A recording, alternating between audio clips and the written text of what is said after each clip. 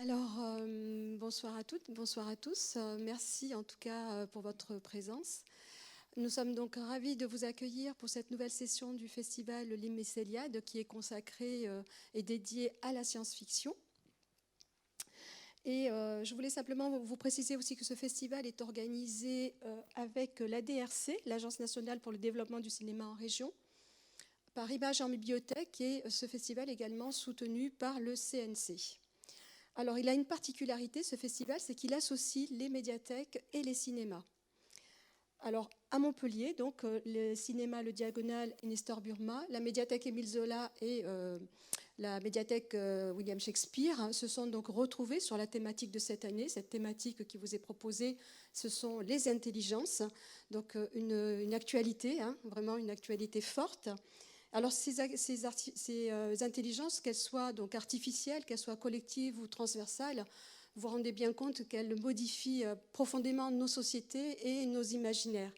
Voilà, donc là, dans ce cadre, nous avons souhaité vous proposer cette table ronde qui va être consacrée aux enjeux de l'intelligence artificielle dans la création de vidéos.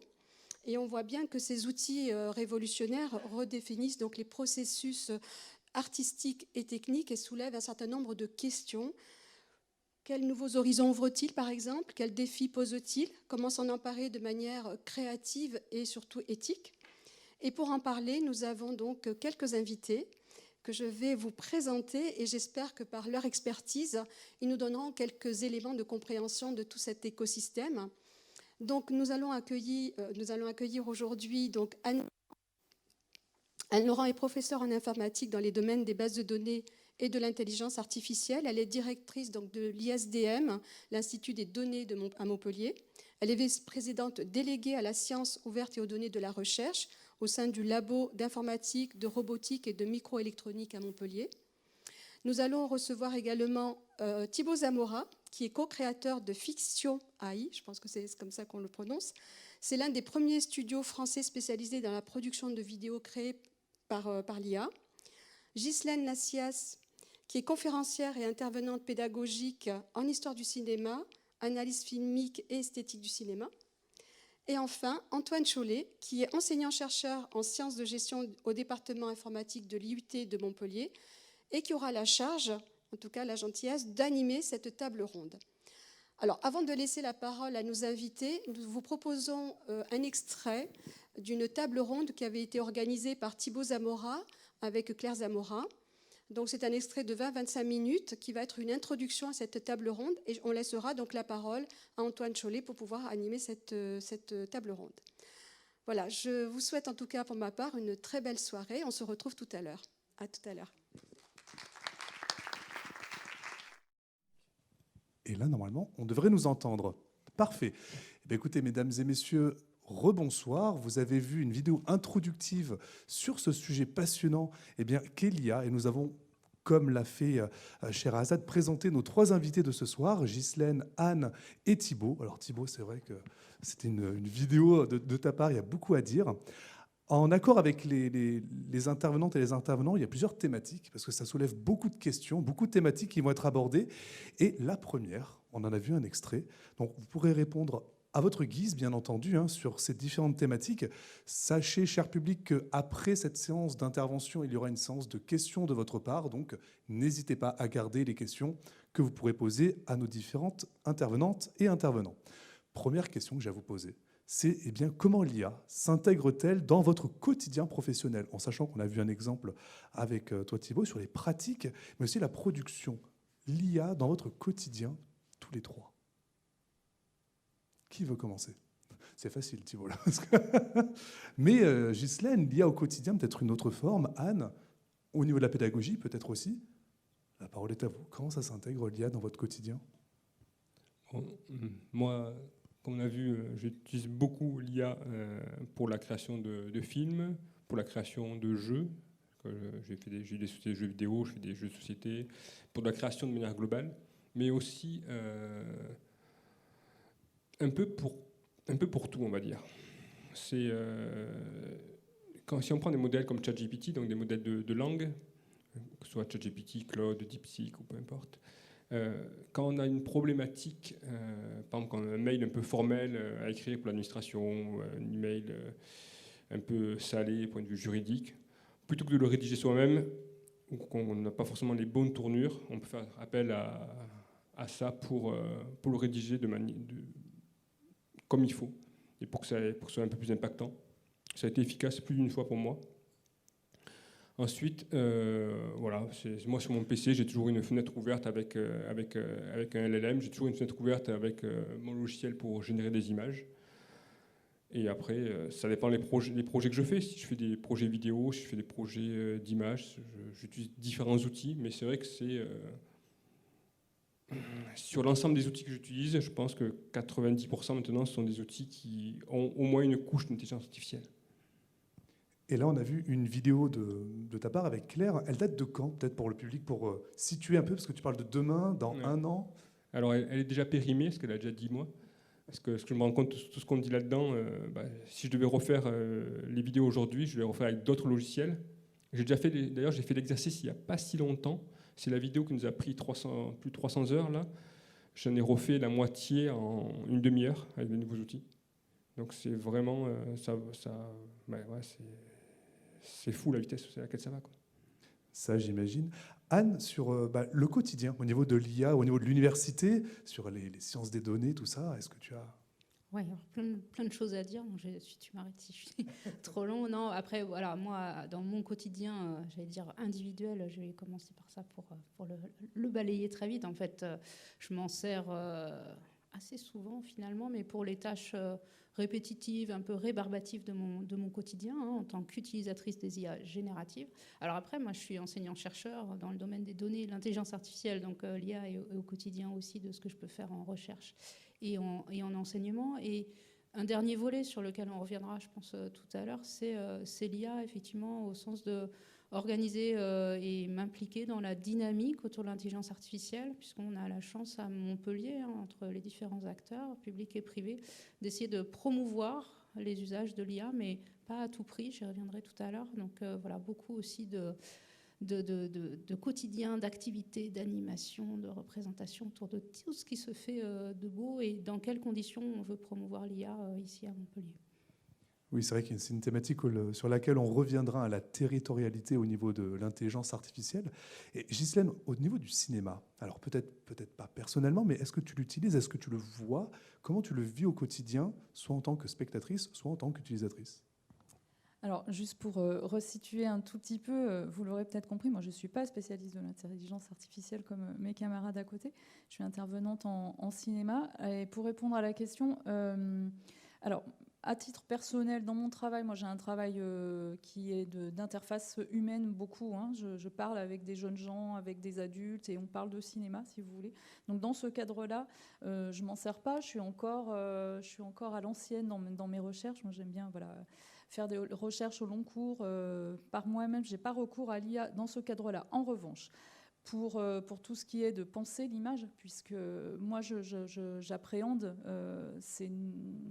l'IA comme très bien dit Thibaut dans la vidéo, comme un nouvel outil qui génère des images. Et donc pour moi, forcément, ça s'inscrit dans une histoire des images.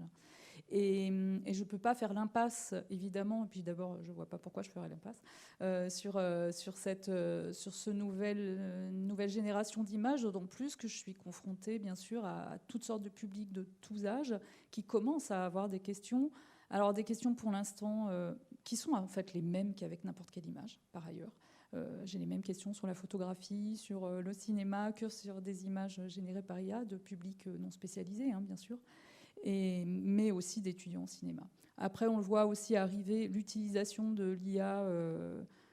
Alors, j'enseigne pas à la fac, mais bon, je suis proche de ces milieux-là, donc sur des copies, des copies d'étudiants, et ça pose question, du coup, parce que c'est pas toujours utilisé avec transparence. Donc, ça pose une question sur la réflexion qui est menée quand même.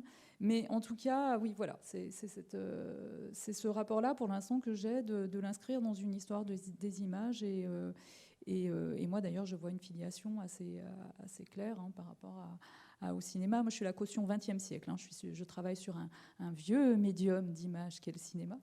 En plus qu'en plus, je viens plutôt du cinéma expérimental à pellicule, donc vous voyez, hein, il y a du boulot. Mais non, il y a vraiment un lien avec tout ça, évidemment. Et je commence vraiment à être interrogée, bien sûr, par les jeunes gens. Alors pour l'instant, je suis plutôt interrogée à titre personnel, c'est-à-dire sur des histoires, vous pouvez imaginer, avec les adolescents, de fake news, des choses comme ça. Donc pas l'IA dans la création. Ça, c'est quelque chose, en fait, je crois, qui est assez mal appréhendé, je crois, pour l'instant, par le public. C'est l'utilisation de l'IA dans les créations. Et ça, c'est particulièrement intéressant. Moi, pour l'instant, je suis plutôt confrontée à des questions de l'IA du quotidien, quoi, si vous voulez. Mais c'est à nous, à moi, à d'autres aussi, d'intégrer ça dans notre réflexion par rapport à ce que c'est qu'une image. Parce que ça pose cette question-là maintenant, quand même. Enfin, qu'on se pose depuis toujours. Qu'est-ce que c'est qu'une image ? L'IA, ça redéfinit aussi un petit peu l'appréhension de ça. Qu'est-ce que c'est qu'une image ? Donc tu es témoin au quotidien, finalement, avec la pensée critique que tu peux avoir sur le cinéma. Oui. Et tu questionnes finalement cet usage au quotidien. J'ai intérêt, oui, parce que sinon je fais plus de réflexion sur l'esthétique, sur l'histoire. Et puis par ailleurs, bon, mais ça on en parlera peut-être plus tard, le cinéma a beaucoup représenté l'intelligence artificielle, mais alors là encore une fois, pas forcément comme créatrice de quelque chose, mais et plutôt du côté des humanoïdes, etc. Bon, ça on pourra y revenir. Mais... Oui, c'est une thématique sur laquelle on va revenir juste après. En tout cas, merci pour cette première salve de réponses.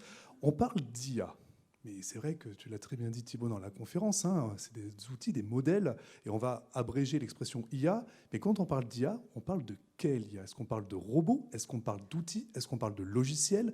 Est-ce qu'on parle de personnes qui vont nous ressembler ? Est-ce qu'on met tous à un fourre-tout l'IA ou non ? C'est très catégorisé d'après la littérature notamment ou d'après les pratiques professionnelles. Les IAG par exemple, les IA robotiques. C'est un gros fourre-tout. Okay. C'est un gros fourre-tout, c'est un gros terme marketing, mais c'est surtout un terme que tout un chacun peut appréhender en disant « Ok, c'est une forme de réflexion faite par une machine. » Qu'est-ce que ça fait vraiment derrière ? On ne sait pas trop. Il n'y a pas grand monde qui sait grand-chose comment ça fonctionne. Même, je veux dire, même les modèles de langue, ceux qui les créent, des fois ont des surprises en disant « Ah tiens, ça fait ça. Bon, tant mieux. » Ou tiens, en changeant un petit peu, ça marche beaucoup mieux.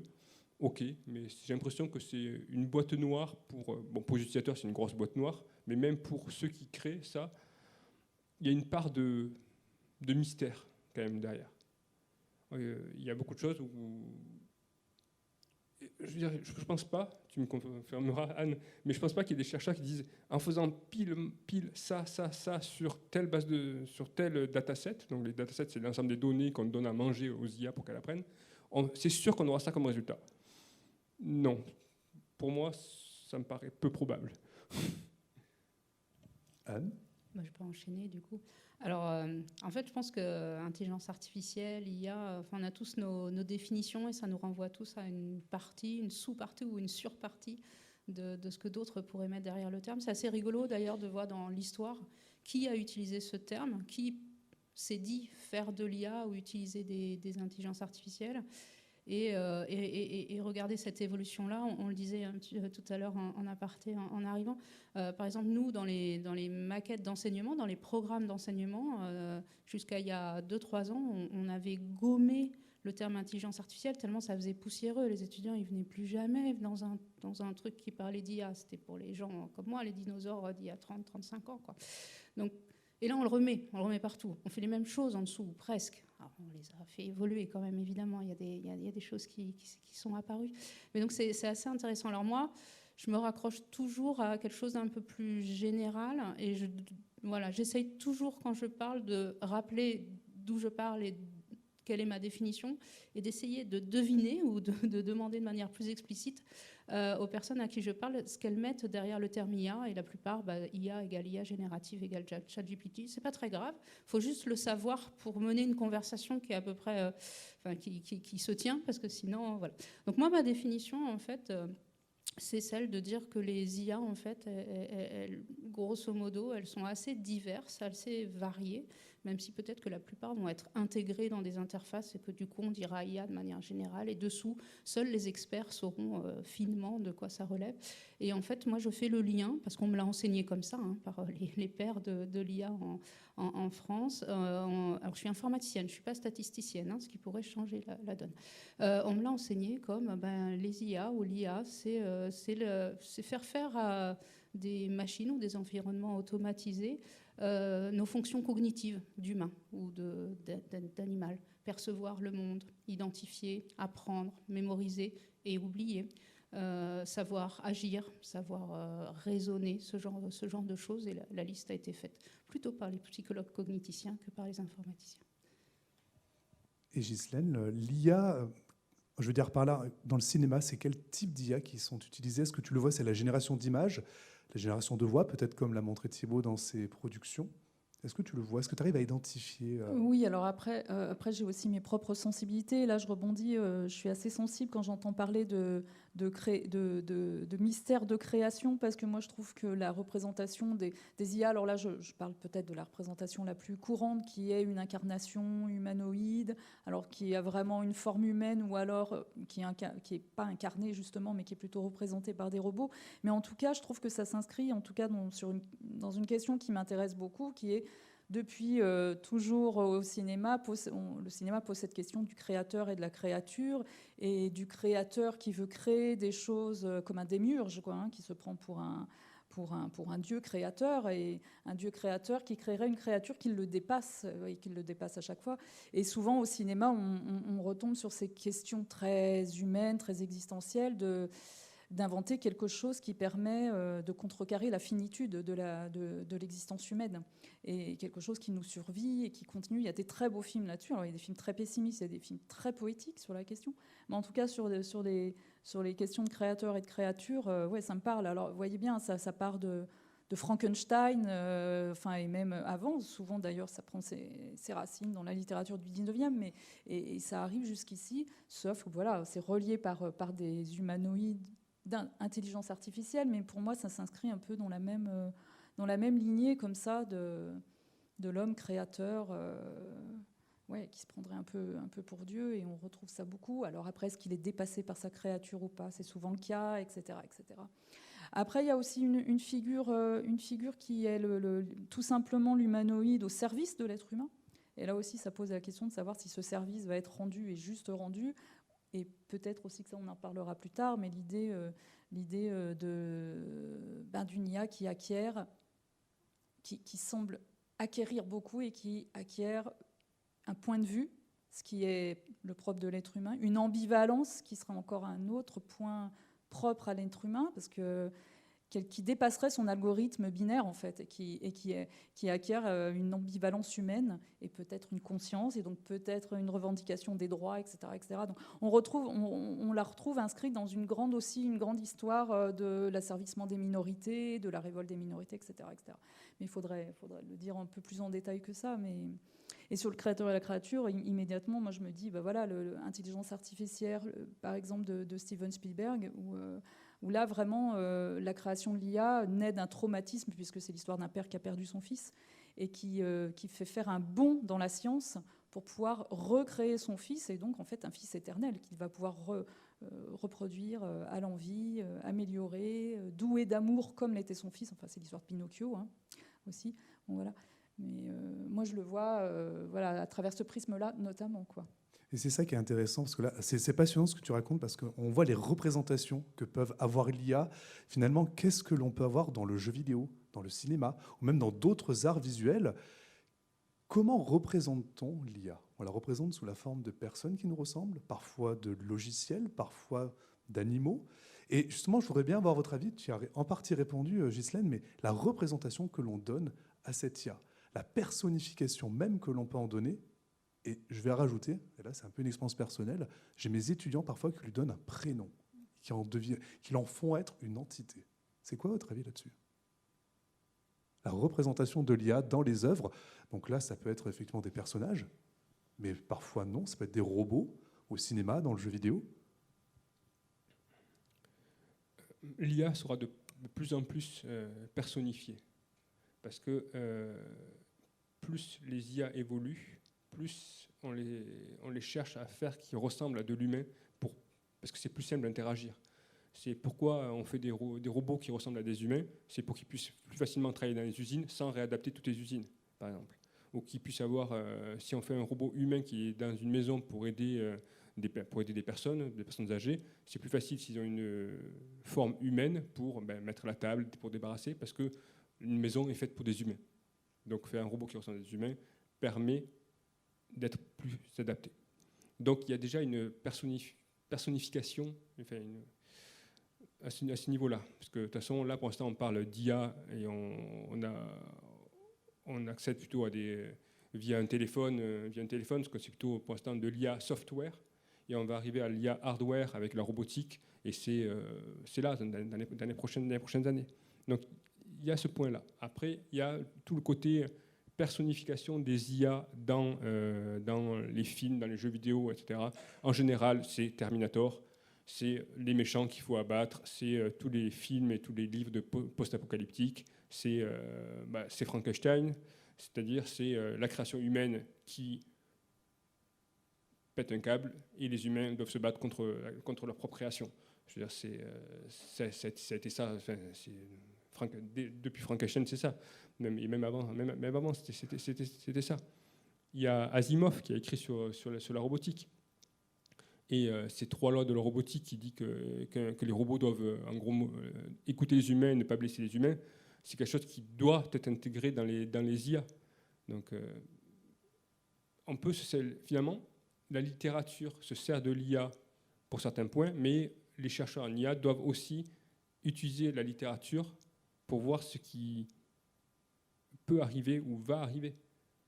Parce que, là je digresse beaucoup, mais plus l'IA avance, plus les recherches sur différents sujets, même sur la physique quantique, va avancer.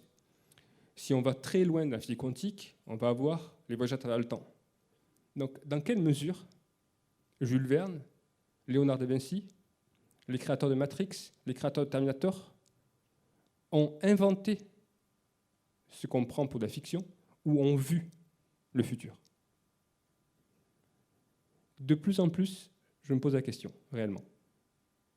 Alors ça, c'est super intéressant. Je m'adresse à Ghislaine par rapport à ça. Est-ce que dans les films, nous créons des IA, enfin, en tout cas, on représente des IA, est-ce qu'on les forge aussi par rapport à notre propre représentation, ou est-ce que ces films vont influencer les créations que l'on va mettre dans notre monde? En gros, est-ce que nous sommes en train de créer les propres représentations que l'on crée dans les films? Alors là, je sais pas si je suis compétente pour rassembler tout. Là, il faudrait vraiment aller chercher beaucoup de choses, parce que c'est pas qu'une pensée créatrice. Enfin, je veux dire, c'est pas que sur la création des films. Là, c'est une question de philosophie. C'est une question, voilà, c'est une question qui est très très large. Non, moi, je rejoins assez l'avis qu'il a. Je crois que c'est vraiment à double. C'est quelque chose qui se nourrit. Hein. Je pense que par moments, il y a des films qui s'interrogent sur le futur, et il y en a d'autres qui nous ramènent vers un présent qui est là, qu'on ne perçoit peut-être pas encore. Si on prend un des films de science-fiction, par exemple, les plus connus, comme Blade Runner 1982, par exemple, moi, il y a quelque chose que je trouve très intéressant là-dedans, c'est que peut-être on perçoit, je ne sais pas si vous vous souvenez, mais c'est Los Angeles crasseux, avec une humanité un peu comme ça, un peu à la dérive, quoi, hein, finalement, mais avec l'IA donc très intelligente, créée, qui se révolte, très dangereuse aussi, très hostile, mais qui a finalement, à la fin du film, prend en charge la part de poésie que l'humanité a oubliée, prend en charge la part philosophique que l'humanité a oubliée, et surtout meurt. Ce qui est quand même, enfin, ça vient contredire ce que je disais il y a une minute sur l'éternité. Mais je pense que ça se nourrit sans arrêt, quoi. C'est un aller-retour permanent. Si vous prenez une série, bon, moi je connais mieux le cinéma, mais une série comme Real Humans, une série suédoise, voilà, hein, je vois des têtes qui s'agitent, mais qui était exactement ce que tu décrivais, des humanoïdes au service des humains. Est-ce que ça préfigure ce qui va arriver, ou est-ce que c'est parce que ça existe qu'on y pense? C'est difficile d'y répondre, non? Je ne sais pas. là-dessus. Totalement. Ce sera peut-être une question à poser. Oui. aux Et gens. Anne, sur ça, et peut-être juste pour te taquiner, est-ce qu'on finalement, le métier d'enseignant-chercheur, on n'aura pas des robots qui vont enseigner à notre place? Moi, c'est une question que je me pose, hein. Mais vraiment. J'espère alors que nos étudiants, alors à partir de quel âge, c'était une discussion qu'on avait tout à l'heure, je ne sais pas, mais vont s'emparer de ces technologies et techniques avec toute la raison qui s'entend, de même qu'il y a des milliers d'années, on s'est emparé de l'écriture ou d'autres technologies et techniques. Donc je pense que voilà, je suis plutôt d'un naturel optimiste. Faut que mais aussi voilà, dire qu'on va s'en emparer, peut-être qu'à certains moments on sera conscient de manipuler, d'utiliser ces modalités d'intelligence artificielle. Je suis toujours sur le fait de bien se souvenir que IA, c'est un mot fourre-tout, c'est une grande soupe de plein de concepts dessous. Va y avoir de plus en plus d'IA embarquées, tu le disais Thibaut, et du coup nos étudiants parfois vont le faire sans le savoir, parfois consciemment vont tricher, mais ça je pense que c'est la nature humaine aussi. Parfois vont peut-être être à la frontière entre des modalités, et finalement voilà, je pense que il va rester des parties très visibles en haut de l'iceberg voilà, et du coup on va peut-être effectivement leur donner des noms, être conscient d'être assisté, de parfois glisser entre des modalités de créateurs et peut-être de créatures ou de choses qu'on arrive à dompter et d'autres non. Vous vous souvenez peut-être du petit trombone qui essayait de nous aider dans des ordinateurs d'il y a combien d'il y a longtemps. Enfin voilà, c'était tous ces débuts-là. Tu parlais aussi d'essayer d'apprendre aux ordinateurs les modèles de langage. Enfin voilà, donc ça va évoluer, puis ça va se voir de moins en moins. Maintenant, nos ordinateurs, nos voitures, nos environnements, parfois voilà, ont des comportements embarqués et on se pose même plus de questions. Je pense que sur une route glissante, parfois vous essayez de freiner, la voiture décide pour vous, grâce au système ABS, qu'elle ne va pas freiner, en tout cas pas dans les modalités que vous lui avez demandées, et tant mieux, parce que comme ça on ne part pas dans le décor.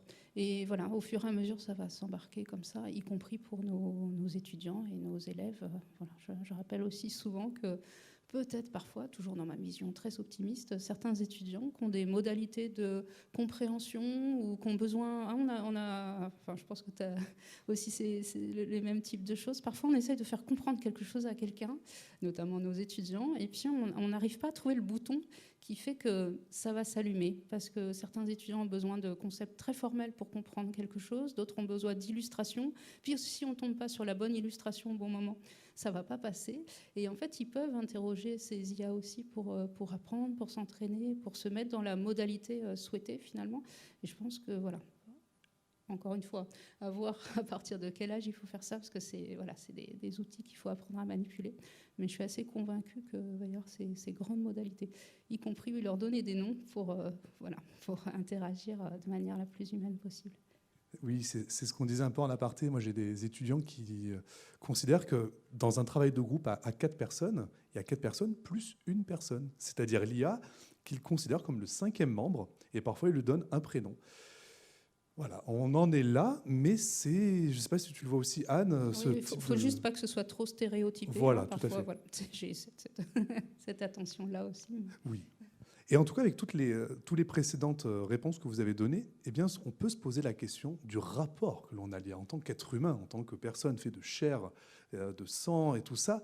Quel rapport on peut entretenir à l'IA, à ces robots qui peuvent devenir des IA? Est-ce que finalement, nous ne sommes pas en train de fantasmer une IA, de la recréer à notre image, de ressentir des sentiments, des émotions envers les IA? Ça paraît fou, et pourtant, il y a des personnes qui ressentent des émotions envers les IA, qu'elles soient logicielles ou réelles. Alors ça, je peux en parler beaucoup, parce qu'un des projets sur lesquels on travaille, c'est de la romance par intelligence artificielle. Et avant cela, on a fait de la romance dans le jeu vidéo sans intelligence artificielle. L'attachement des joueurs pour nos personnages de romance, que ce soit avant, donc sans intelligence artificielle, ou maintenant avec de l'intelligence artificielle, ça ne change à peu près rien. Les gens qui sont capables de s'attacher à un personnage virtuel, ok, c'est plus immersif de parler et que la personne réponde vraiment. Mais avant, on faisait des histoires à choix. Il y a des gens qui tombaient amoureux de ce personnage-là. ces histoires-là ont permis à certaines personnes d'évacuer certains traumatismes qu'ils avaient, parce que l'histoire leur parlait réellement. Mais il y a certains lecteurs qui, en lisant des livres, peuvent tomber amoureux du héros du livre, ou tomber amoureux pas de l'acteur, mais du personnage qu'il y a dans un film. Donc, que des gens tombent amoureux de personnes non humaines, c'est déjà le cas. L'IA, est-ce que ça va accélérer ça? Je ne sais pas. Mais c'est déjà là. Merci Thibault. Est-ce que, Ghislaine, Anne, est-ce que vous souhaitez réagir par rapport à ça, notamment au niveau du cinéma, le rapport que l'on peut avoir au niveau de l'image, d'être, on va dire, aimer une IA, se dire qu'elle peut être bien dans ses représentations, ou alors on n'est pas en train de fantasmer justement une IA qui pourrait arriver dans notre vie réelle et peut-être sauver l'humanité. Qu'est-ce que tu en penses? Il y a un film qui a traité de ça, c'est Her de Spike Jonze, il y a quelques années. Mais au-delà de ça, qui était donc une IA qui est non incarnée, hein, qui est une voix, et pas n'importe laquelle, c'est la voix de l'actrice Scarlett Johansson, donc voix très chaude comme ça. Mais donc, et avec une relation amoureuse dans un monde où je vais très vite, hein, dans un monde où les personnages peuvent nouer des relations, acceptées ou non d'ailleurs par le reste de la société, avec une IA. Mon amant est un OS, ils appellent ça dans le film. Bon, bref. Bon, il y a toute une question autour de ça. Mais je trouve qu'il y a une question encore plus intéressante qui est posée dans le film et qui est un peu en souterrain, hein, qui n'est pas tellement... qui est juste un peu évoquée. C'est que ces IA, donc c'est une IA intelligente qui va évoluer plus vite. Elle le dit plusieurs fois dans le film. Elle dit « j'évolue beaucoup plus vite que prévu ». Et du coup, il y a une question sous-jacente qui est « quel est le territoire de l'IA ?» C'est-à-dire que c'est une voix, c'est une intelligence qui va trouver un territoire qu'elle ne peut pas nommer parce que ça n'existe pas dans le vocabulaire humain. C'était marrant sur apprendre à un ordinateur la langue française, mais donc elle n'arrive pas à le mettre en mots et elle quitte le monde des humains pour partir avec les autres IA. On ne sait pas où, et eux-mêmes ne savent pas le nommer. Et je trouve que cette question du territoire, elle est vraiment intéressante. Elle est vraiment intéressante par rapport aux êtres humains, elle est intéressante par rapport à bêtement où se situe l'IA, concrètement, mais après aussi sur une question plus politique ou philosophique, quoi. Qu'est-ce que c'est que ce territoire-là, par qui ça va être récupéré aussi, peut-être qu'elle est entraînée par une autre IA, bon, peut-être qu'il va la flouer, lui mentir, enfin je sais pas, ça pose plein de questions qui sont assez en rapport avec nos sociétés actuelles, je trouve, et notamment d'ailleurs, enfin ça, vous saurez mieux en parler que moi, je pense, mais le côté oligarchique qui pourrait se produire avec les IA si elles sont manipulées, récupérées, vendues, j'en sais rien, par quelques grandes compagnies, et une standardisation aussi qui pourrait se faire, puisque enfin, là, je parle vraiment sous votre... Enfin, vous allez peut-être en parler, mais avec des compagnies qui peuvent standardiser, encadrer ce qu'on peut faire avec une IA. Donc on peut imaginer... de la création, pour en revenir à la création, qui serait totalement standardisée par des grandes, voilà, ça c'est par des grandes compagnies. Bon, ça pourrait être une fiction que le cinéma va sûrement produire de toute façon si c'est pas déjà fait. Mais c'est des questions abyssales effectivement sur lesquelles je suis pas experte, mais ça pose effectivement cette question-là du rapport des structures et des systèmes entre eux. Hein. On s'est posé aussi la question de l'arrivée des monnaies numériques et du fait qu'elles sont un peu inclassables par rapport au système économique qui structure ou qui structurait notre monde jusqu'à présent. Et puis oui, il y a la question de ce rapport au produit de l'IA ou à l'IA elle-même, en fait, parce que c'est parfois un peu mélangé. On ne sait pas trop si c'est la production de l'IA qui, voilà, de même que... on pouvait effectivement tomber amoureux de certaines autres formes, ou que le syndrome de Stendhal a été décrit parce que voilà, on arrive parfois devant des œuvres ou devant la nature et on est submergé d'émotions, quelles qu'elles soient. Donc ça, je pense que ça va pas, ça va peut-être se transcender sous d'autres formes, mais je pense que c'est voilà. La question que je me pose souvent en fait sur tous ces questionnements, c'est et là, c'est là où j'aimerais bien être anthropologue ou historien des technologies, c'est qu'est-ce qui est pareil, qu'est-ce qui est différent quand on parle d'IA par rapport à d'autres avancées technologiques qui ont façonné notre histoire des êtres humains, l'industrialisation, l'arrivée de l'automobile, l'arrivée de l'écriture, l'arrivée de l'imprimerie, ce genre de choses. Et Voilà.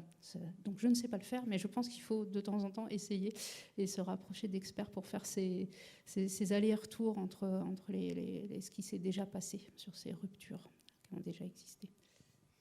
Peut-être. Ah, vas-y, Thibaut. Je veux te rebondir sur ce que tu disais sur la standardisation. Là, il y a un nouveau modèle qu'on a beaucoup entendu parler récemment, c'est le modèle DeepSeek, qui est fait par une société chinoise et qui aurait coûté 6000 fois moins cher que les modèles d'OpenAI. Ce modèle, qui a l'avantage d'être open source, a un gros défaut, c'est que vu qu'il a été fait par une entreprise chinoise, c'est qu'il a été validé par le gouvernement chinois. Et ça veut dire que si on commence à parler à ce modèle de ce qui s'est passé à Tiananmen en 89, le modèle répond juste soit qu'il ne s'est rien passé, soit qu'il ne peut pas en parler. Donc là, on s'en rend compte. Et pourquoi on s'en rend compte? Parce qu'il y a beaucoup de chercheurs américains qui en parlent, parce que forcément, ils critiquent ce qui se passe en Chine. Mais cette standardisation et cette occultation d'une partie de l'histoire, qui est très dangereuse, elle a lieu aussi dans les modèles privés américains. Donc on a cette problématique-là, d'avoir des modèles privés qui sont principalement pour l'instant américains. On a des modèles européens, chinois ou même américains qui sont open source. L'avantage, c'est que quand ils sont open source, on peut casser. Donc même le modèle de DeepSeek, on peut le casser pour que finalement il nous parle de Tiananmen. Ça marche très bien. Mais il y a cette problématique-là, c'est-à-dire qu'on met beaucoup de pouvoir dans des boîtes privées et qui peuvent être des armes, vraiment des armes de désinformation, des armes de destruction, vraiment des armes de destruction massive, parce que ça peut contrôler la pensée. Parce que si les journalistes, par exemple, utilisent ces modèles pour écrire des articles, finalement, donc ils vont écrire des articles, ils vont être biaisés par cela, qui va finalement biaiser ce que pensent les gens, parce que ça va être uniformisé et aller dans un sens précis. Donc, moi, je suis un grand profondeur de l'open source, c'est-à-dire que les modèles, on peut voir ce qu'il y a dedans, et on peut les faire évoluer. Ce qui permet de mettre... tout un chacun peut regarder ce qu'il y a dedans, et ça met l'intelligence collective au-dessus de l'intelligence artificielle, au-dessus de l'intelligence humaine. Et ça, c'est pour moi la vision la plus importante qu'il faut avoir. C'est ça, parce qu'on ne peut pas avoir que des modèles qui appartiennent à des sociétés privées, liées ou non à des gouvernements, ou appartiennent à des gouvernements précis. Et finalement, ces modèles propriétaires vont être conditionnés par des créateurs, des créatrices, et vont véhiculer certaines idées en fonction de la culture de certains pays, comme tu as pu le dire avec DeepSeek, notamment chinois, ou OpenAI avec les États-Unis, etc., et tous les pays. Si je peux me permettre, parce que c'est vrai que moi, ça me passionne tous ces sujets, vous avez le film très récent qui est sorti au cinéma, Compagnon, qui questionne justement ce rapport que l'on peut avoir à l'IA, et notamment au niveau de la robotique. Et également, Thibaut, je me permets de rebondir sur ce que tu as dit, parce qu'étant moi-même un joueur de jeux vidéo depuis tout petit, j'ai grandi avec ça. Et c'est vrai que éprouver des émotions via des personnages de fiction, j'en ai fait l'expérience. Les gens font des expériences envers des personnages aussi dans les romans, dans les séries télé, etc. Donc c'est assez courant, on le voit très, très vite. Et donc l'IA ne réinvente pas, mais va justement personnifier, va aller plus loin dans ce rapport-là. Et ça me permet d'aller sur la prochaine question. On parle de l'IA depuis tout à l'heure, mais quelles sont les précautions que l'on peut prendre? On peut questionner l'aspect éthique de ces usages au quotidien, dans la sphère personnelle, professionnelle. Selon vous, quelles précautions devraient prendre les personnes, les professionnels, mais aussi d'un point de vue personnel, et les enjeux que ça peut avoir, les opportunités? En gros, les menaces et les opportunités, si on en a un usage déraisonné. J'aime bien dire, il n'y a pas de mauvaise technologie, il n'y a que des mauvais usages. Qu'est-ce que vous en pensez? On se regarde dans le blanc des yeux. J'en ai déjà parlé un petit peu. Il y a le côté que les modèles peuvent biaiser quelque chose. Là, je parlais des modèles de texte, mais c'est pareil sur les modèles d'image, où si par exemple on tape... maintenant, ça a un petit peu changé, mais sur beaucoup de modèles d'image, quand on tapait par exemple... je veux générer la photo d'un chef d'entreprise, on tombait sur un homme blanc. Si je veux une photo d'un terroriste, on tombait sur un musulman. Je veux une femme de ménage, elle était noire. Voilà, il y a quand même des stéréotypes, mais ces stéréotypes ne viennent pas de l'intelligence artificielle, elles viennent de l'humain, parce que l'intelligence artificielle, les modèles ont été créés sur ce qu'il a trouvé sur Internet, et finalement, c'est juste ça fait ressortir les biais humains de ce qu'on a sur Internet. Donc en fait, si des modèles sont racistes, homophobes, tout ça, c'est qu'il y a une grosse part qui est comme ça sur Internet.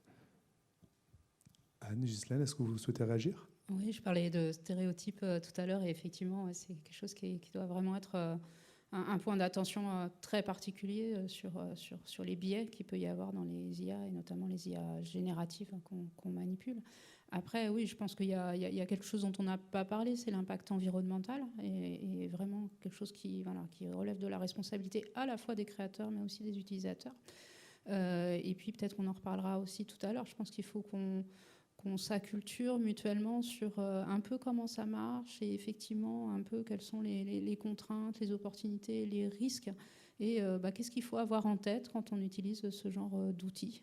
De même que quand on utilise une voiture ou n'importe quel autre outil, en fait, on nous a peut-être appris à mettre des gants si ça allait être chaud, ou à regarder un petit peu le niveau d'huile si on prenait la voiture de temps en temps, ou à regarder si les pneus étaient bien gonflés, ou à regarder s'il y avait personne après le feu rouge ou après le feu vert, même si on démarre. Donc c'est vraiment des déclinaisons comme ça, donc en toute responsabilité en fait d'utiliser ou de créer des IA par rapport à ça. Et là, j'en reparlerai tout à l'heure, mais c'est le projet de Montpellier autour des intelligences artificielles. Oui, on va y revenir juste après, Anne, du coup. Moi, en une phrase, évidemment, ça fait écho, parce que je suis dans la transmission pédagogique, vraiment. Donc, j'ai des jeunes gens, j'ai des adultes. Ça, c'est une question essentielle.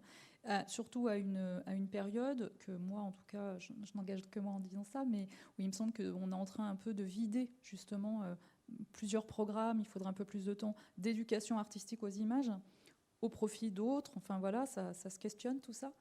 Là où, au contraire, il faudrait les renforcer un petit peu pour justement pouvoir échanger sur ces questions-là. Ouais, ça, c'est sûr. Hein. Et tout à l'heure, quand je parlais de standardisation, je parlais aussi de standardisation des images, justement. Ça me questionne là-dessus aussi, en fait. Merci. Donc c'est vrai que toutes ces précautions, ces opportunités, moi j'aime dire il faut sensibiliser, il faut éduquer. Et finalement, ça passe dès le plus jeune âge. Alors peut-être, vous allez me dire, il y a peut-être un rapport à l'âge, mais on le voit au niveau de la programmation. Et bien peut-être que c'est, alors quand je dis tout petit, hein, c'est à l'âge enfant de comprendre toutes ces technologies, la sensibilisation aux jeux vidéo, aux écrans, pour ne pas avoir des personnes. Et là, j'ai des étudiants qui ont des usages parfois déraisonnés de certaines technologies, parce qu'ils n'ont pas été sensibilisés durant le lycée, le collège, etc. Mais ça offre énormément d'opportunités, comme par exemple les productions que tu as réalisées, Thibaut. Donc, il ne faut pas le voir comme un démon, mais ça peut être un allié. Et ça dépend, en fait, comment on va l'avoir au quotidien. Et se questionner, avoir une pensée critique et complexe vis-à-vis de cette technologie. On arrive à l'avant-dernière question. Bon, n'hésitez pas à préparer les vôtres, hein, cher public, de votre côté pour les différentes intervenantes et intervenants. Eh bien, c'est sur les actions territoriales. Anne, tu l'as un peu abordé. Finalement, à Montpellier, quelles actions publiques, culturelles, scientifiques, pédagogiques la ville de Montpellier, le territoire met en place autour de cette question de l'IA? Voilà, Montpellier, est-ce qu'on est à la traîne ou est-ce qu'il se passe des choses? Sur tous les plans. Bon, je vais essayer de vous dresser ce panorama assez rapidement, et puis avec mon point de vue, toujours pareil. Donc, je pense qu'on a vraiment de la chance à Montpellier de pouvoir en fait être assez gros comme territoire pour avoir des vraies forces publiques, privées et citoyennes autour de l'intelligence artificielle, et assez petit pour réussir à se croiser dans des lieux et dans des types de publics très, très différents. Et en fait, ce qui s'est passé, alors là, je vois qu'il y a les logos parce qu'on est dans un lieu emblématique de la métropole, en fait, à la sortie de ChatGPT. Donc ça faisait des années, des dizaines d'années que dans les labos de recherche, dans les entreprises, il y avait plein d'acteurs qui avaient fait leur DEA ou qui faisaient des études, des actions et des activités autour de l'intelligence artificielle. Mais à la sortie de ChatGPT, Montpellier a été, je pense, l'un des seuls territoires où, de manière politique, en fait, il a été dit, les agents de la ville et de la métropole, interdiction d'utiliser ChatGPT. Ça a fait bondir tout le monde, mais ça a eu l'effet positif de mettre autour de la table l'ensemble de ces acteurs ou de leurs représentants pour dire, collectivement, qu'est-ce qu'on veut faire et qu'est-ce qu'on ne veut pas faire. Sont sortis de là plusieurs actions, plusieurs projets qui continuent à se décliner, à se structurer. Et ils sont aussi déclinés vis-à-vis de nos forces. Donc on sait que sur le territoire de Montpellier, les industries culturelles et créatives sont très fortes. On sait qu'on a dans le domaine de la santé, de l'environnement, des forces en recherche et entrepreneuriales très fortes. Donc se sont déclinés plein d'actions. Et on les a regroupés dans un gros projet autour de 3 grands axes. Un axe où on s'est dit il faut continuer à faire du territoire un endroit où ça bouillonne, où la recherche et la technologie avancent et se fait, à la fois sur les aspects très, on dit IA cœur, très méthodologiques de comment est-ce qu'on crée des nouveaux algos, comment est-ce qu'on fait des grosses mathématiques de l'intelligence artificielle, et puis l'IA aux interfaces. Comment est-ce que ces intelligences artificielles, aux interfaces des industries culturelles et créatives, aux interfaces des questionnements autour de la santé et de l'environnement, se déploient et se déclinent. Donc là, il y a plein de choses qui sont renforcées par tous les acteurs autour de ces questions-là. Le deuxième axe, c'est de créer les conditions où on voulait amplifier les actions autour de l'intelligence artificielle, mais pas à tout prix. Le pas à tout prix, il est sur les enjeux éthiques, sur les enjeux de responsabilité sur l'impact environnemental, c'est pour ça que je le citais tout à l'heure. Et on a la chance à Montpellier, sur ces grosses infrastructures de calcul, d'avoir un des 3 centres nationaux, donc un des 2 plus gros ordinateurs, ça prendrait presque toute cette salle, ça prend presque l'équivalent de toute cette salle au moins en largeur, un des plus gros ordinateurs de France, voire d'Europe, mais qui est sur le podium, qui est il aussi sur les 3 premières places on dit dans le Green 500, c'est-à-dire qu'il est l'un des ordinateurs où si vous envoyez une dose d'électricité, il en fera le plus possible par rapport à d'autres qui vont sans doute gaspiller une grosse partie de cette électricité à refroidir les infrastructures, à les environner. Donc on a cette chance-là sur laquelle on surfe pour essayer de continuer à avoir des environnements les plus sobres possible, parce qu'on a, tu parlais des données aussi, on a une grosse responsabilité côté créateur des intelligences artificielles par rapport à ça, et côté utilisateur, aussi d'acculturer et de sensibiliser. Ça, c'est notre 3e axe, c'est former, sensibiliser, disséminer. Donc il y a plein d'actions de formation dans les entreprises et dans le secteur public, donc notamment à l'Université de Montpellier, là, que je représente aussi, donc à la fois sur les IA, s'en emparer pour les activités pédagogiques, mais aussi pour apprendre à nos étudiants comment ça marche. Alors évidemment, si on fait des études d'informatique ou de mathématiques, on va un peu plus creuser comment ça marche que si on fait des études en biologie ou en physique.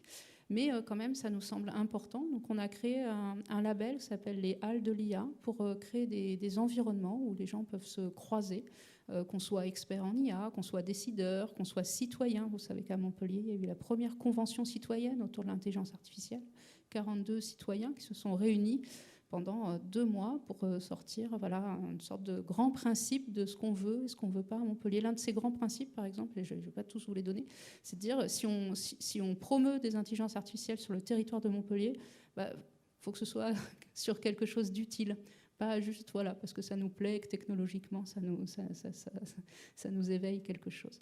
Donc ça, c'est important. Et puis la dernière chose qu'on est en train de mettre en place à l'échelle du territoire, c'est un test en intelligence artificielle pour pouvoir à l'échelle individuelle s'évaluer de manière la plus étayée possible. Pas juste moi je pense que je m'y connais, moi je pense que je m'y connais pas. Non, on va pouvoir faire un test, soit de manière j'allais dire un peu ludique pour s'évaluer plus ou moins et savoir si vraiment il y a encore des choses qu'il faudrait qu'on regarde ou pas du tout, voire aller sur des tests qui certifieront et donc qui, par exemple, pour aller chercher de l'emploi ou pour se distinguer, pourront être utilisés. Donc il y a toute cette déclinaison. Et on va, par exemple, le 17 février prochain, lancer et présenter publiquement la structuration d'une association IA Montpellier, où il y aura tous les acteurs, publics, privés, académiques, CHU pour la santé, la métropole, etc., l'université, pour dire dans quelles conditions on veut avancer et le faire tous ensemble. Merci pour cette réponse complète. Anne, le lieu où est le supercalculateur, c'est le CINES, c'est ça? Oui, c'est ça, vers Château d'Eau. Ouais. Château d'Eau, voilà, Saint-Priest. Effectivement, j'ai eu la chance de pouvoir... On peut le visiter en tant qu'universitaire, c'est impressionnant. Et quand on se dit que dans cette grande salle, il y a énormément de données, un supercalculateur, waouh! Et en parlant de consommation, il y a un outil que je peux, avant de vous passer la parole, Ghislaine et Thibault, c'est un outil du gouvernement qui s'appelle Comparia, et ça permet de pouvoir comparer la consommation énergétique d'un prompt sur différents modèles. Et on se rend compte qu'il y a des modèles qui consomment énormément, contrairement à d'autres. Et ça, moi, je fais travailler la réflexion de mes étudiants. Vous venez de générer un prompt, ça a coûté, entre guillemets, tant d'énergie. Est-ce que vous remettez en cause l'utilisation de ce modèle pour un autre? Donc, je les fais travailler là-dessus. Thibault, sur les ICC, la ville de Montpellier, est-ce qu'elle t'accompagne? Qu'est-ce qu'il en est? Si tu restes à Montpellier, c'est qu'il y a certainement des possibilités, ou alors t'aimes le territoire, peut-être. Voilà, qu'est-ce qu'il en est pour toi sur la dynamique créative des ICC à Montpellier autour de l'IA, que tu représentes aussi? Alors moi, j'aime ma ville. Principalement, c'est pour ça que je suis là. Parce que depuis, je crois que si on remonte, moi, c'est depuis après la Révolution, quelqu'un de chez moi, de ma famille, qui est né à Montpellier. Donc j'aime beaucoup la ville. Pour les ICC, on avait organisé le premier festival européen du film par intelligence artificielle il y a 15 mois, en décembre 2023. On a eu la chance d'être accompagné par la métropole, donc ça c'était chouette. Après, Anne a dit beaucoup de choses déjà, donc je n'ai pas beaucoup de plus à rajouter. Moi, juste, tu as beaucoup parlé de climat. Pour moi, je suis peut-être un peu moins positif que toi, mais l'humanité va dans le mur, point de vue climat pour moi. Et c'est pas en disant je vais faire un prompt de moins ou je vais faire une recherche Google de moins que ça va changer grand-chose. Au contraire, je pense qu'il faut accélérer, aller encore plus vite, parce que pour moi, c'est les outils d'intelligence artificielle qui permettront de lutter contre les problèmes qu'on a avec le climat. Donc au contraire, moi, c'était plutôt ouvrons les vannes, allons-y franco, et essayons de trouver la solution, parce que de toute façon, sinon on va dans le mur, quoi. Ça, c'est en tout cas un point de vue que tu partages. Et Ghislaine, sur justement le territoire montpelliérain, qu'est-ce qu'il en est au niveau du cinéma? Est-ce que tu y vois des dynamiques sur la créativité? Est-ce que la ville accompagne les productions cinématographiques? Ou alors dans ton quotidien, est-ce que tu y vois quelque chose, ou si tu as un commentaire à dire en ce sens? Ce ne serait pas un commentaire en lien direct avec l'IA, en tout cas. Moi, je ne suis pas originaire de la ville, donc, mais bon, forcément, le terrain cinéma, je connais un petit peu. Sans doute, chacun sait que là, c'est en train de beaucoup se développer en termes de tournage. Il faudrait s'adresser en termes de tournage sur le terrain d'Occitanie, mais en particulier autour de Montpellier, avec des productions télévisuelles et qui sont amenées à se développer là, dans les années futures, avec de nouveaux studios qui arrivent. C'est Occitanie Film qui s'occupe vraiment de la réflexion et de l'accompagnement de tout ça, entre autres, mais qui est une sorte d'agence pour le régional de l'image.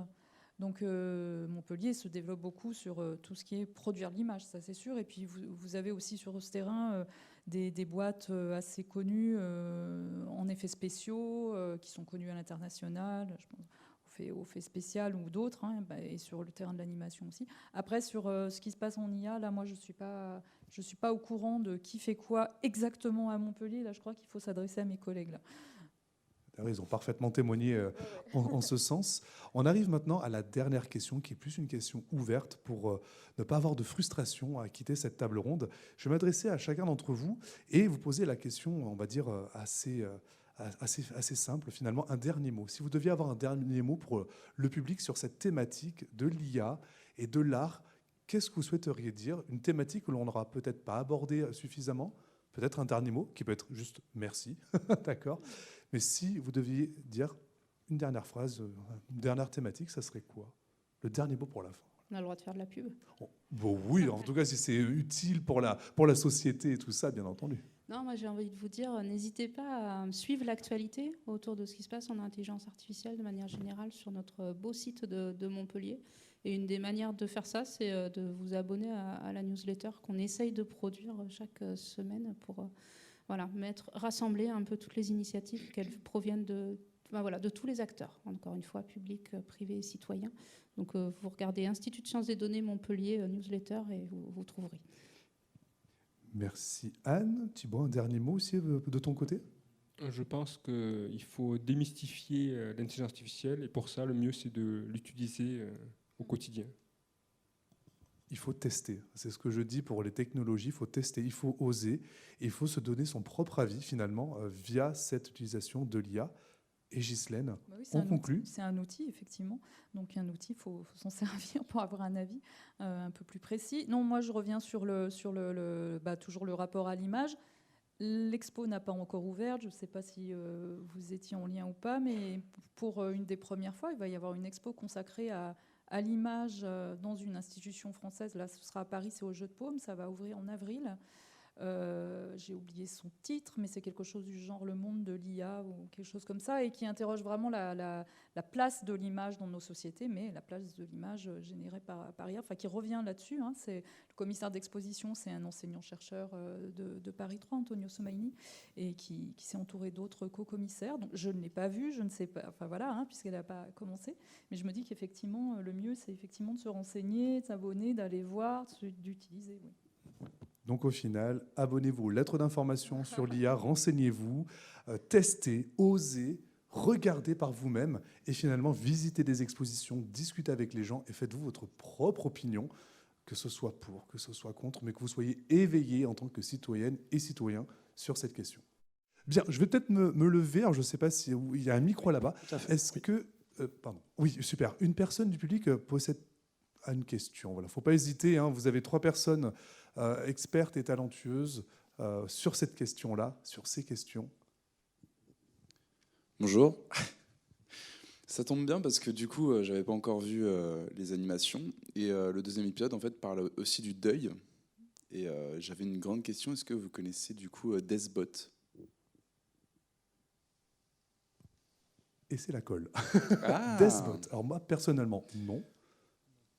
Est-ce que on vous donne la parole? Est-ce que vous souhaitez expliquer en 2 mots?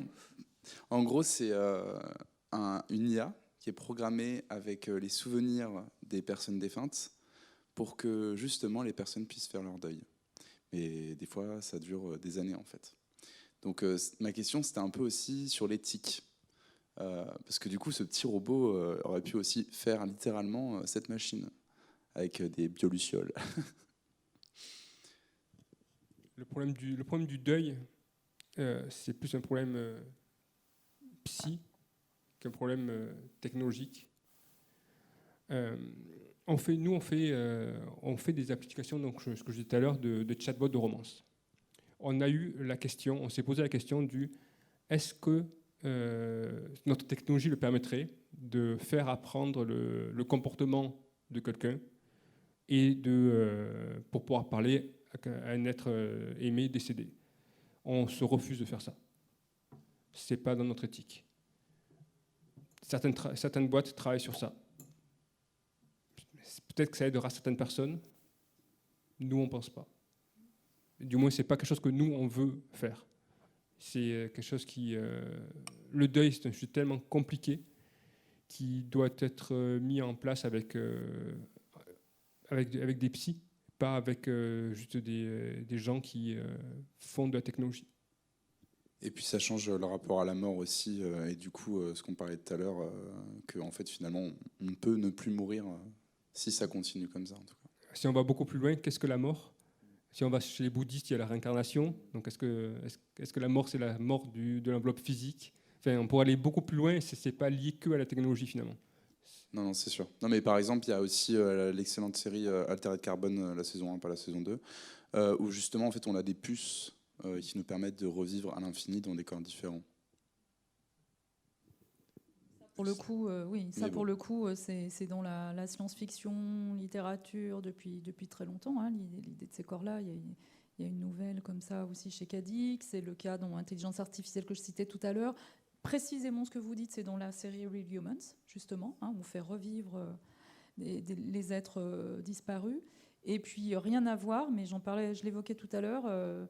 Vous trouverez en médiathèque, puisqu'on est dans une médiathèque, c'est bien pratique, mais hier il y a eu un article là-dessus, précisément, alors pas sur le deuil, mais sur l'interface psychologique dans l'IB. Un article rédigé par un psychanalyste, donc c'est son avis, c'est son point de vue, mais je vous invite à le lire et vous verrez ce qu'ils ont dit. Et voilà, quoi. Après, on se fait un avis soi-même, quoi. Mais... Merci. Je peux aussi vous recommander qui questionne l'éthique de l'IA, c'est la série Black Mirror, qui questionne beaucoup le rapport que l'on peut avoir à la technologie. Et dans un des épisodes, il y a ce rapport au deuil et à la mort, donc des thématiques très philosophiques et existentielles. Merci. En tout cas, est-ce que vous... Je voulais juste aussi vous rebondir sur The Creator. Qu'est-ce que vous en avez pensé? Personnellement, enfin, moi j'ai vu le film, effectivement, mais peut-être que vous avez un avis, hein, c'est vous les intervenants, non? Alors, c'est vraiment un avis surtout, très... du coup, c'est dommage parce que Ah, c'était vraiment... surtout Ghislaine. c'était vraiment... Confuse. Non, non, Vous l'avez pas vu? non, je l'ai pas vu. Ah, il faut le regarder. Il est sorti quand? L'année dernière. Oui, ça questionne de la place d'une IA robotique, en fait, hein, dans notre vie. Moi, j'étais perplexe, et pourtant, j'adore ce type de film, et je me questionne encore. J'ai peut-être pas tout saisi, je pense, dans le film. Il faudrait que je le revoie. Mais voilà, avis très mitigé. Il faudrait que je le revoie pour, je pense, l'apprécier totalement, ce film. Ça me fait poser beaucoup de questions sur le rapport de l'IA et de leur utilité dans notre monde. Et de l'humanité, du coup. Et de l'humanité, exactement. Absolument. Merci beaucoup. Est-ce qu'il y a Merci à une vous. autre question d'une personne dans le public? N'hésitez vraiment pas, il ne faut pas avoir peur. Ah, tout en haut. Oui, tout en haut. Merci à la personne qui manipule le micro pour le transmettre. Bonjour, je suis arrivé un petit peu en retard, donc peut-être que ça a été évoqué, je ne suis pas sûr. Il y a une question générationnelle qui se pose du coup par rapport à ça. Du coup, moi, j'ai une question par rapport à ça. C'est est-ce qu'il y a un réel danger autour de l'utilisation de l'IA et une certaine fainéantise qui se développe? Peut-être que vous avez un recul du coup par rapport à ça, et je voulais l'avoir si c'était possible. À vous. Moi, je ne suis pas spécialiste ni de la pédagogie ni de l'histoire, mais c'est une question qui s'est posée, j'imagine, tous les 20 ans, à chaque génération, depuis la nuit des temps, et que l'humanité. Donc voilà, il y a des choses qu'on a fait, nous, quand on était jeunes et que les jeunes de maintenant vont peut-être pas refaire. Il y a des choses que je faisais avant-hier, de passer des heures à transformer un fichier Excel pour refaire, et que je ne ferai plus jamais. Voilà, il y a des choses comme ça. Et effectivement, oui, donc, oui, je pense que les compétences, les connaissances, voilà, ça va continuer à sédimenter. Et voilà, je ne connais pas la table des logarithmes, moi, par exemple.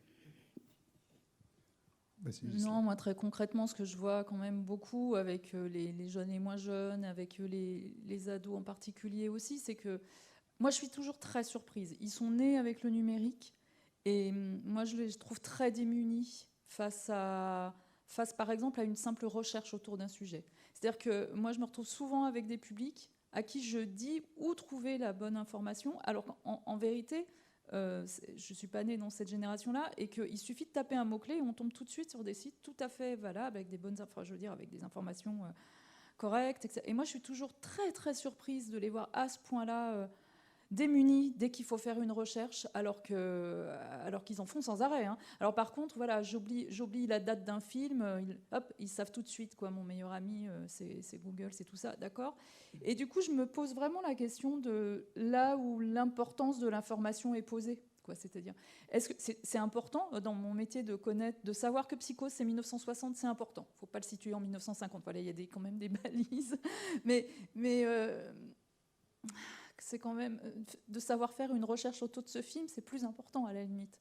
Et ça, moi, ça me surprend toujours. Je ne crois pas que la masse de données, il y a quand même une éducation à faire autour de, une éducation, on emploie toujours ce mot-là, mais plutôt une pédagogie d'ailleurs, à faire autour de comment je m'y prends pour chercher quelque chose.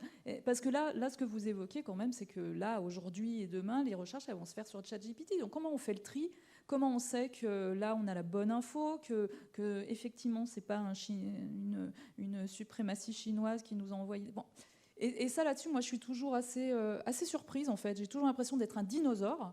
Et le dinosaure, il s'en sort pas mal, finalement, pour faire le tri. Alors, peut-être aussi parce que je suis plus âgée mais ça, c'est une vraie question, quand même. C'est, face à ces masses d'informations et d'accessibilité aux informations, comment les gens font le tri, quoi. Je sais pas, toi tu dois... Peut-être avant, Thibaut, est-ce que tu veux dire quelque chose avant que j'intervienne ou...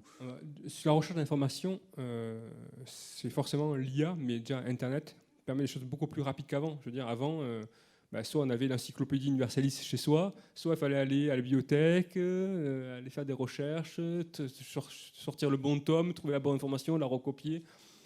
Oh, c'était pénible. Donc ça, c'est quand même plus efficace pour avoir l'information de la chercher sur Google ou même sur ChatGPT ou autre. Après, est-ce qu'avoir toutes les informations, soi-même en mémoire, on retient ce qu'on retient, mais ce qui est important, c'est le raisonnement qu'on fait avec ces informations. Je veux dire, si on apprend un table de multiplication, c'est pas pour connaître une table de multiplication, c'est pour faire du branchement neuronal. Finalement, ça devient plus philosophique, c'est plus le raisonnement.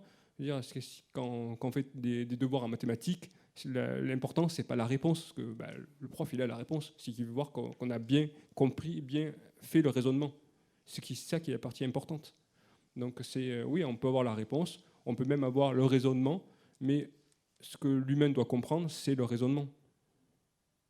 Je me permets d'illustrer un peu ce que j'avais vécu. Justement, quand j'allais rechercher de l'information au collège, j'allais sur des logiciels comme Encarta. J'avais ce type de logiciel. Après, ça a été Internet. Et donc, on allait faire nos devoirs. On se sourçait sur ces lieux qui étaient accessibles. Et aujourd'hui, eh bien, on le voit. Et Ghislaine, tu m'as posé la question. Moi, je vois mes étudiantes et mes étudiants aller sur ChatGPT. Et justement, en tout cas, moi, ma mission, ça c'est très subjectif, ce que je vais dire, c'est que je leur dis pourquoi. J'aime bien leur dire pourquoi. La méthodologie, le raisonnement, tu l'as très bien dit, Thibaut, pourquoi vous allez là-dessus et qu'est-ce que vous faites. Et c'est ensemble qu'on peut, on va dire, réfléchir sur cet usage de l'IA. Et j'ai même fait une expérimentation, c'est qu'une fois, je leur ai dit, bon, vous rangez toutes les technologies, vous sortez une feuille, la bonne vieille feuille de copie de l'université, et vous réfléchissez en groupe sur une thématique. Ils l'ont fait pendant 1h30, ils m'ont rendu, j'ai corrigé, et je leur ai dit, franchement, c'était bien. Et ils m'ont dit, en fait, on est capable de le faire. Je leur ai fait, mais oui, vous êtes capable de le faire. Vous êtes capable de rédiger ensemble de quelque chose. Et c'est limite si leur maladresse, de manière grammaticale et orthographique, elles me plaisent. Parce qu'on n'a pas trop parlé de ça, mais d'un point de vue texte, de génération de texte, c'est fade. Et finalement, leurs petites incohérences, je les aime bien. Leurs petites fautes. Alors attention, dans la mesure du possible. Mais voilà, donc d'un point de vue générationnel, les étudiants, eux, ils sont nés avec ça. Ça ne va pas s'arrêter. Tu l'as très bien dit, Thibaut, ça ne va pas s'arrêter. Et c'est un peu ce qu'on appelait à l'époque les digital migrants. Je me rappelle, on utilisait ce terme.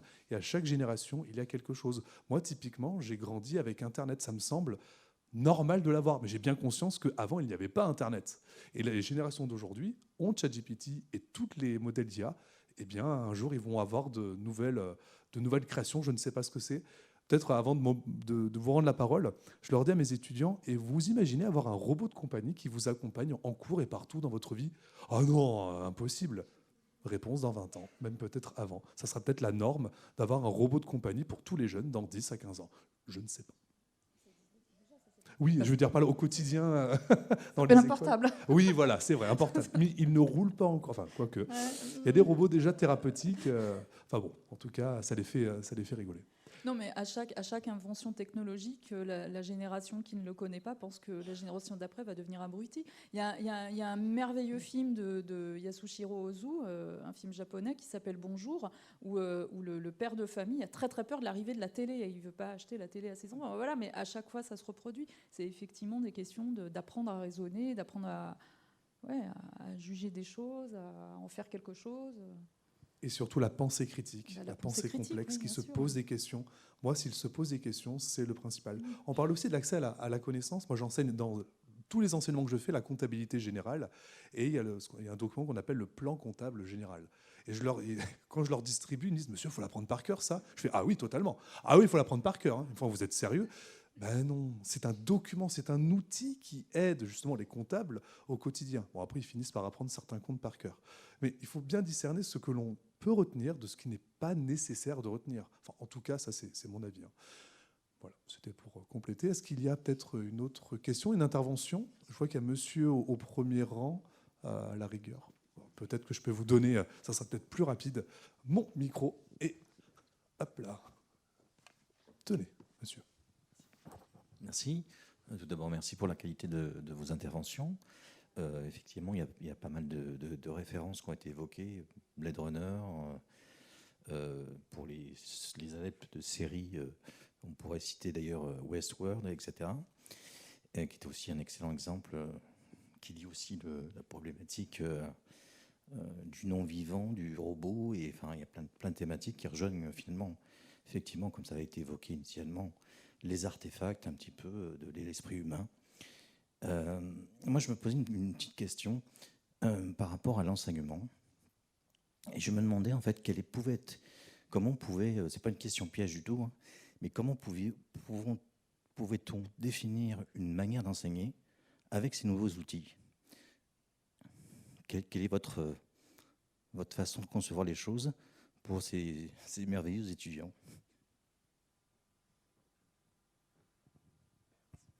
Anne, tu peux peut-être répondre.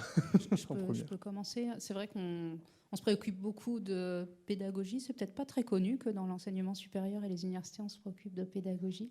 Mais chez les informaticiens, ouais. Mais c'est vrai que c'est une préoccupation de vraiment bien transmettre les savoirs. Donc, on est outillé en pédagogie numérique, en transformation des activités pédagogiques avec le numérique depuis des années.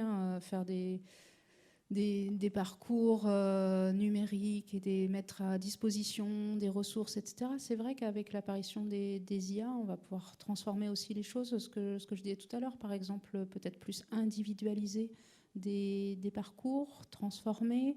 Nous, en tant qu'enseignants, préparer et faire évoluer des ressources, faire évoluer et préparer des quiz, des questionnaires pour évaluer les étudiants ou qu'ils s'auto-évaluent de manière de plus en plus fréquente. Donc, on fait évoluer ça. Je sais qu'au niveau du rectorat, pour les enseignements primaires et secondaires, ils s'en sont emparés aussi. Donc, pour la plupart des enseignants, en tout cas, s'ils en ont envie, ils peuvent s'informer, se former, tester des outils et voir comment transformer leur pédagogie. Puis après, j'insiste aussi beaucoup sur le fait qu'il faut qu'on sensibilise et qu'on apprenne aussi un petit peu sous le capot un peu comment ça marche pour toujours pareil, que cette façon de s'emparer des technos soit la plus étayée et raisonnée possible. Mais je pense qu'il y a un petit peu, c'est pas la même chose d'utiliser pour transformer la pédagogie personnalisée ou individualisée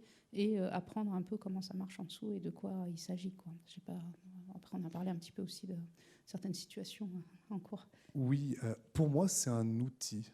J'ai une boîte à outils avec des vidéos, avec des diaporamas, avec des jeux de société, avec des jeux de rôle et avec l'IA. Et pour moi, en tant qu'enseignant-chercheur et en tant qu'enseignant, là, pour moi, c'est un des outils qui sont mis à la disposition pour apprendre, pour partager et faire émerger de la connaissance. Je vais vous donner 2 cas réels que j'utilise en cours. Le premier, donc j'ai un public, je précise le contexte, c'est très important, d'informaticiennes et d'informaticiens en BUT informatique. Autrement dit, ce sont des personnes qui vont vouloir développer avec leur réseau, les bases de données, etc. Et il y a une compétence qu'ils doivent acquérir, c'est celle de la gestion de projet. Et en ce sens, je leur demande de créer une escape game. Donc une escape game, pas physiquement, mais en tout cas le synopsis, etc. Et dans le cadre de ce projet-là, ils doivent générer des images pour avoir ce qu'on appelle, on va dire, pas un game design document, mais presque comme dans le jeu vidéo, c'est-à-dire des références, des images qui vont illustrer leurs propos. Ce ne sont pas des infographistes, ce ne sont pas des personnes qui savent dessiner, sauf une ou deux dans la promotion. Donc, je leur dis, vous pouvez aller chercher des images libres de droit sur Internet, sauf que à chaque fois, c'est pas tout à fait comme on veut, c'est pas précis, etc. Dans ce cas-là, utilisez l'intelligence artificielle. Mais dans ce cas-là, vous me dites quel prompt vous avez utilisé, quelle est la méthodologie, quels sont les paramètres que vous avez faits pour arriver à ce résultat-là. Eh bien, figurez-vous que ça demande beaucoup plus de travail en faisant ça que de juste aller sur des moteurs de recherche, dire je veux telle image, copier-coller. Ils travaillent plus en utilisant l'IA. Et le deuxième, alors là, c'est un projet que j'aimerais faire et on a la chance, et je le dis à l'Université de Montpellier, d'avoir des outils et on va dire une politique au niveau universitaire on peut oser, on peut tester des choses. Et là, je suis en train de paramétrer mes agents IA dans mes cours avec ChatGPT. Alors, certes, il n'est pas open source, mais en tout cas, on a l'occasion de pouvoir l'utiliser, je teste. Et je vais paramétrer ces agents qui seront mes compagnons profs, grosso modo, sur des sujets que je donne comme est-ce que vous pouvez me parler de des ressources humaines dans les entreprises, etc., et de la diversité ainsi de la mixité. Ils vont aller interroger, ils vont discuter avec ces agents que j'aurai programmés. Et l'objectif, ça serait qu'ils me fournissent une synthèse. Je n'ai pas encore tous les tenants et aboutissants, je suis en train de le construire, mais je sais qu'il y a quelque chose à faire. Et pour moi, c'est un des outils sur, je crée un cours. La dernière chose que j'aimerais ajouter, c'est que l'IA, en tout cas sous la forme des textes ChatGPT et compagnie, à l'université, j'ai vu le changement en 2 ans seulement. Il y a 2 ans, 2 ans et demi, c'était quasiment, on va dire, épisodique. Ah tiens, j'ai utilisé l'IA, waouh, ok. Il y a 1 an, c'est ouais, on commence à l'utiliser. Cette année, c'est on l'utilise à fond, on y va tout droit. Et il faut qu'on s'adapte. J'ai des collègues qui sont complètement dépassés et justement, on essaye de s'entraider parce que ça va très, très vite. Et les étudiantes et les étudiants ne nous attendent pas. C'est à nous aussi de nous adapter ou de freiner. Et c'est vraiment des débats actuels sur tout ça. Donc je vous remercie. Ça nous pose beaucoup de questions. On n'a pas la réponse miracle, mais ça bouge beaucoup à l'université et même au lycée, au collège, j'imagine. Est-ce que vous voulez rajouter quelque chose ou pas? Je ne veux pas vous... Ouais, un petit quelque chose. Ouais. L'avantage de l'intelligence artificielle pour l'éducation, c'est que actuellement, si on veut un enfant, s'il a besoin de cours particuliers, c'est un budget. ChatGPT saura son prof particulier. Si un enfant a du retard ou de l'avance dans certaines matières, parce que actuellement à l'école, il y a une heure de mathématiques, il faut qu'à la fin de l'heure, tous les enfants aient acquis le cours. Et puis après, c'est cours de français, etc. Or, il y a des enfants qui seront meilleurs en mathématiques, d'autres qui sont meilleurs en français, d'autres en histoire, d'autres, peu importe. Si demain, les enfants auront un prof particulier dans leur poche qui ira à leur vitesse et qui, surtout, permettra de teinter leur apprentissage en fonction de leur goût. J'ai vu c'était il y a 2 ans maintenant, mais c'est un message qui est toujours très parlant. C'était un Américain qui disait « Je ne comprends rien aux probabilités ». Je suis allé sur ChatGPT, j'ai dit je suis fan d'Harry Potter, je ne comprends rien aux probabilités, explique-moi. ChatGPT lui a fait un cours sur probabilité avec Harry Potter, lui a posé des quiz, des exercices, et le gamin a compris. Donc ça permet vraiment de teinter le cours et l'apprentissage pour la personne, et vraiment le personnaliser, ce qu'un prof devant 40 élèves ne peut pas faire. Et ça de manière gratuite ou presque. Oui, peut-être ce que tu dis, Thibaut, c'est clairement ça. Moi, j'ai envie de personnaliser l'apprentissage avec ces outils. C'est pas évident, c'est long. On va se tromper, mais on va apprendre, justement. Et l'objectif, c'est qu'on puisse apprendre ensemble et avancer complètement. Anne ? J'ai peut-être une illustration aussi qui a été faite à l'Université de Montpellier. Ça m'a évoqué ça quand tu disais qu'effectivement, on a beaucoup de soutien en tant qu'enseignant pour créer et utiliser les IA et voir ce que ça pourrait donner. Un collègue s'appelle Kevin Yoyer à la faculté de médecine de l'Université de Montpellier a créé une IA, un doc simulateur, le doc de docteur en fait. Maintenant, les médecins, alors je ne sais plus exactement à quelle année de leurs études, doivent passer une épreuve où ils rentrent dans une pièce, il y a un acteur dedans qui sait, lui, ce qu'il simule comme maladie, et ils ont, je ne sais plus, 7 minutes, 8 minutes, il doit ressortir de la pièce en disant, moi je pense que c'est telle pathologie et voilà ce qu'il faut faire. Vous comprenez bien que du coup ils sont dans un espace physique, il faut les acteurs, il faut prévoir les cas, enfin, c'est une construction qui demande des moyens, du temps, etc. Kevin, ce qu'il a fait, c'est qu'il a pris les IA pour simuler des patients et simuler l'interaction des étudiants pour qu'ils s'entraînent en fait à cette épreuve. Ce qu'ils ne pouvaient pas vraiment faire avant parce qu'il n'y avait pas les moyens de recréer des pièces, de recréer des cas, etc. Donc, et en plus de ça, l'IA, à la fin, fait le bilan en disant, effectivement, tu as posé le bon diagnostic ou pas, etc. Plus, quand tu t'es adressé au patient, tu as oublié de dire bonjour au début. Déjà, ça c'est noté, etc. C'était pas très clair, la façon de t'exprimer, etc. Tu t'es pas adapté au niveau de langage. Enfin, voilà. Et les intelligences artificielles vont permettre de créer, on parlait d'individualisation, vont permettre aussi de créer de nouveaux outils comme ça pour renforcer des compétences et appuyer là où on a vraiment besoin que nos étudiants soient formés. Merci, je vois Sherazade sur le côté. On arrive quasiment au terme, je pense, de la table ronde. Peut-être sans frustrer le public, est-ce qu'il y a peut-être une dernière intervention, une question rapide de votre part, si vous souhaitez poser la dernière question ou pas. Sinon, après, il y aura peut-être un moment d'échange dans le hall d'entrée pour poursuivre les discussions.